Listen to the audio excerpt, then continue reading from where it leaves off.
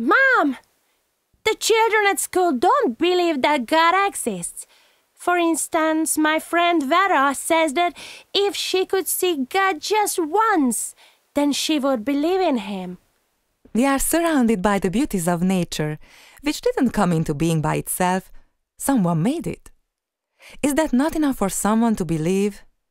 It's enough for me, but not for them. Something needs to convince them. I once heard a true story about a man who denied that God exists. Ah. Even so, he met him. Tell me, Mom.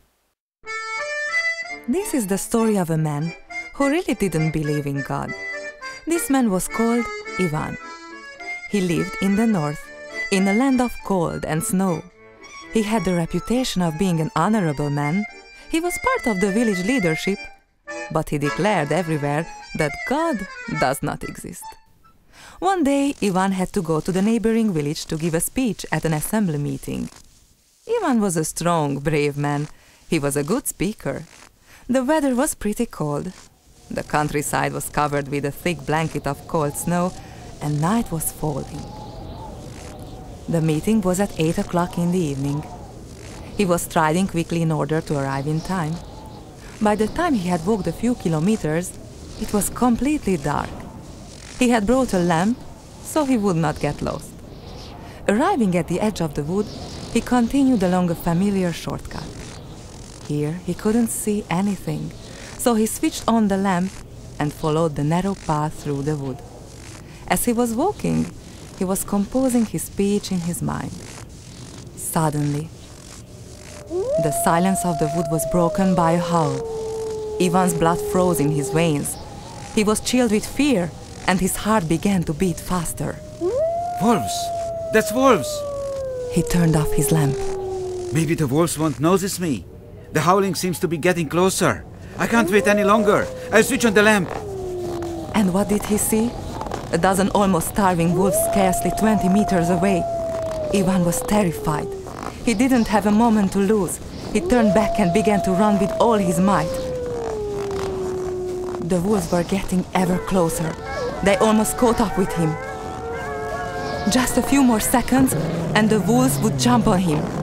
Ivan realized he was lost. In this situation, he had no time to think about whether God exists or not. He suddenly stopped, fell on his knees, and cried out, Oh God, save me from the wolves! Oh God, save me from these wolves. All at once, the wolves stopped. They walked around him, sniffing, but they did not harm him. They were just waiting, walking round and round. After a few minutes, Ivan stood up.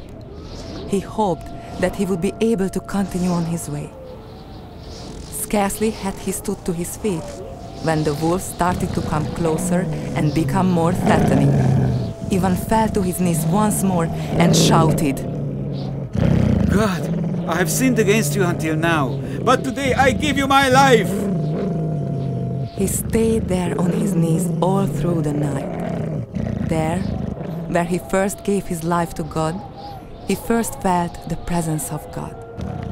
On that night he discovered that God really exists, that he is powerful, that God loves him, and that he wants to live with him and beside him. So he knelt there until the sun rose.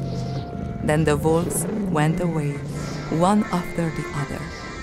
Ivan escaped, and on that night he understood that by this miracle God had revealed himself to him. For him it was as if he had seen God face to face. I tell the children about this. What an exciting story!